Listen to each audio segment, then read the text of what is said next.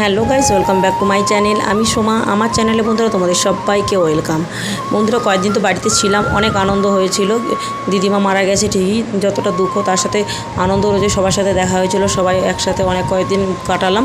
তো এখন আবার তো ছত্তিশগড়ে ফিরে যাওয়ার পালা, কারণ ছেলেদেরও স্কুল খুলবে, গরমের ছুটি যেহেতু শেষ হয়ে গেল। তো ছেলেদের নিয়ে এখন বেরিয়ে পড়েছি টোটোতে করে। এই দেখো, টোটোতে করে যাচ্ছি বাস স্ট্যান্ড পর্যন্ত, তারপরে বাসে করে যাব স্টেশনে করে যাব, আবার ট্রেনে করে যাব খড়গপুরের থেকে তারপরে আমাদের ওই ছত্তিশগড়ে যাওয়া ট্রেন। তো চলো, ছেলেদের সাথে যাচ্ছি, দেখতে থাকো আমাদের গ্রামের রাস্তা, গ্রামেরই সব কিছুই মিস করবো।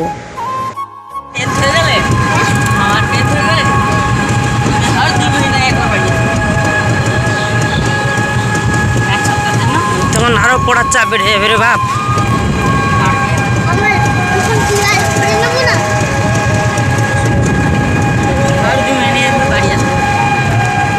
ওরকম মনে হয়।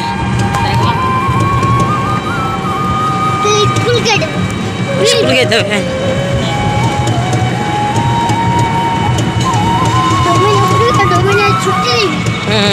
দেখে নে, ও দিমাগটা দেখে নে একবার।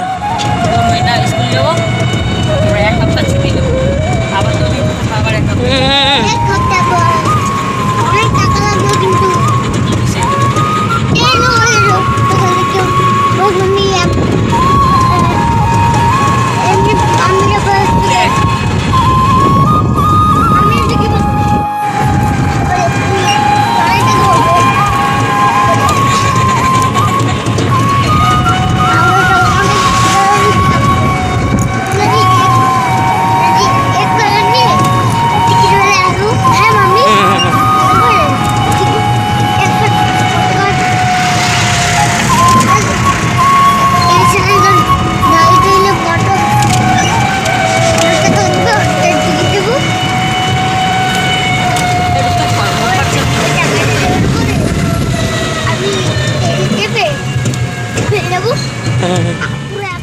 বন্ধুরা, আমরা বাস স্ট্যান্ডে এসে অনেকক্ষণ দাঁড়িয়েছিলাম। তো অনেকক্ষণ পরেই বাসটা পেলাম। এই বাসটাতে করে এখন চলে যাব আমরা বিষ্ণুপুর স্টেশন।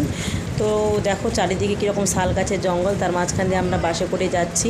সত্যি খুব সুন্দর লাগছিল। আর যেহেতু গরমের সময় গেছিলাম, মানে আমরা গেছিলাম জুন মাসে, তো জুন মাসে দেখো সারাদিন রৌদ্র থাকে, আবার একটু পরে বৃষ্টি আসে, এরকম করে পরিবেশের মধ্যে আমরা দেখো কত সুন্দর দেখতে দেখতে চলে আসলাম স্টেশনে। দেখতে থাকো বন্ধুরা। এই যে আমার বাচ্চা, এই যে আমি।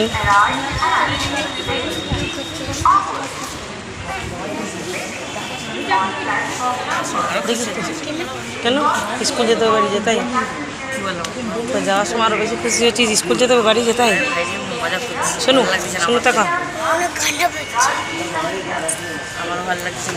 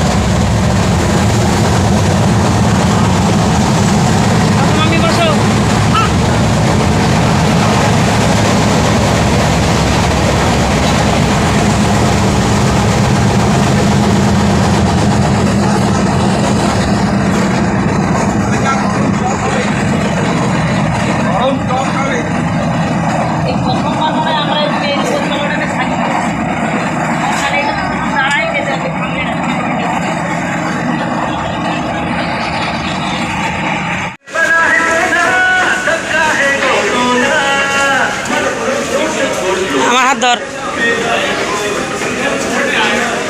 এই যে বাই করে দে রে, এ বাবু বাই করে দে, ডাক দে, বাই। চলো চলো। এই যে দাদা ভাই, কোথায় যাচ্ছিস? আমার কোথায়, এখানকার লোকের মতো কোথায় যাচ্ছিস তুই?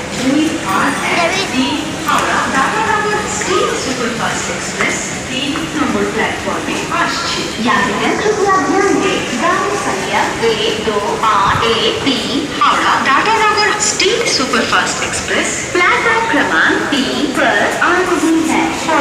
अटेंशन ऑफ पैसेंजर्स এসে গেছে। কত ভিড় দেখো, ওই ট্রেনটাতে আমরা যাবো।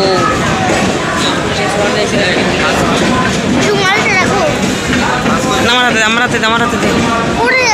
না পড়বে না, তোমার বাচ্চা।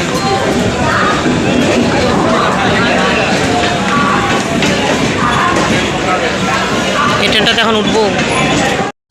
বন্ধুরা আমরা তো ট্রেনে উঠে পড়েছি। ট্রেনটা কিন্তু 9টা 20-তে আসার কথা ছিল, সেই ট্রেন এসেছে 10:30-তে, মানে 1 ঘন্টা লেটে এসেছে। তো উঠেই দেখি যে সবাই ট্রেনের মধ্যে যারা রয়েছে তারা সব খাওয়া দাওয়া করে লাইট বন্ধ করে দিয়েছে, তাই আর লাইট জ্বালাতে পারলাম না। আর আমরাও খাওয়া দাওয়া করে নিয়েছি। তবে খড়গপুর স্টেশনে আমরা যখন টোটোতে করে এসেছিলাম, তো টোটোতে এসে যখন বাস স্ট্যান্ডে উঠছিলাম তখন ওইখান থেকে আমরা 2 প্লেট বিরিয়ানি নিয়ে নিয়েছিলাম। তো সেই বিরিয়ানি খাওয়া দাওয়া করে নিয়েছি আমরা বাস স্ট্যান্ড খড়গপুর স্টেশনে বসে। তো খাওয়া দাওয়া করে এখন ট্রেনে উঠে পড়েছে। এখন প্রায় 10:30 বাজে, হ্যাঁ 10টা 10:30 বাজে। তো বড় ছেলে গেছে বাথরুমে, তো বাথরুম করে আসলে আমি আবার ছোটো ছেলেকে নিয়ে যাব, তারপরে ঘুমিয়ে যাব। এই দেখো বড় ছেলে বাথরুম করে এসছে, এরপরে আমি যাবো বাথরুমে। চলো বন্ধুরা, এরপরে দেখা যাচ্ছে সকালে। গুড মর্নিং বন্ধুরা। ট্রেনের মধ্যে তো রাতটা পার হয়ে গেল, এখন সকালে উঠে পড়েছে। এখন বাজে প্রায় 8:30, তবে 2 ঘন্টা ট্রেন রয়েছে। চলো উঠে এবার তোমাদের বাইরের দৃশ্যটা দেখাচ্ছি, যে ট্রেনে বসে বাইরের দিকটা কেমন লাগে দেখতে। তোমরা দেখতে থাকো।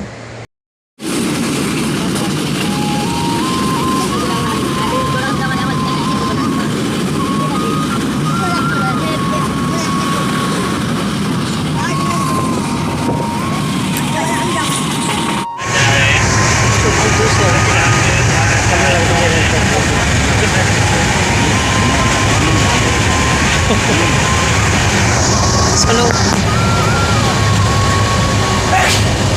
Good morning. আমার সঙ্গে খাওয়া হয়ে গেছে, সমস্যা হয়ে গেছে না।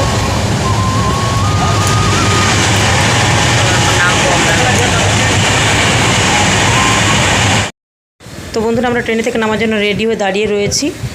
আর এই দেখো নেমে পড়েছি ট্রেনের থেকে। আর আমার বরমশাই এসে গেছে আমাদের নিয়ে যাওয়ার জন্য। আমার বরমশাইয়ের এই ডিউটিটা খুব ভালো, যে আমাদের ট্রেনে উঠিয়ে দিয়ে যায় যতবার বাড়ি যাই, আবার যখন আসি তখন আবার নিয়ে যায়। এটাই হলো আমার বরমশাইয়ের সবথেকে বড় ডিউটি। তো বরমশাইয়ের সাথে অনেক দিনই হয়ে গেল যে আমরা বাড়ি যাইনি বা আসিনি।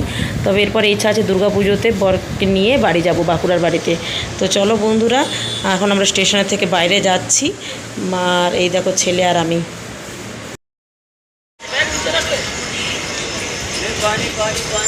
রেখে আসি কেন? ভালো নাকি কোন কাজ উপরে যাচ্ছে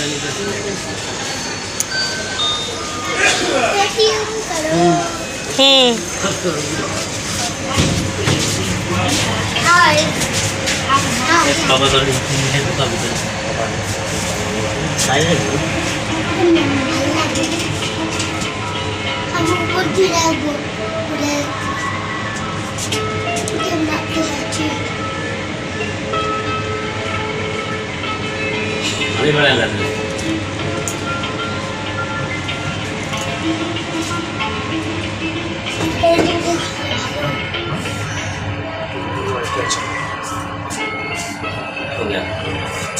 তাই বলি কি হলো দওয়াই নিয়ে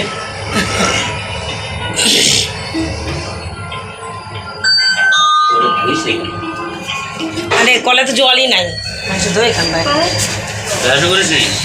না।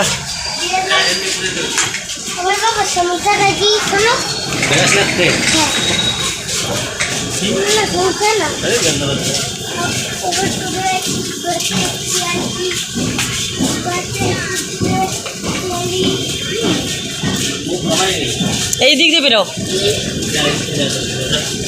গাড়ি কোথায় রাখা আছে ওইদিকে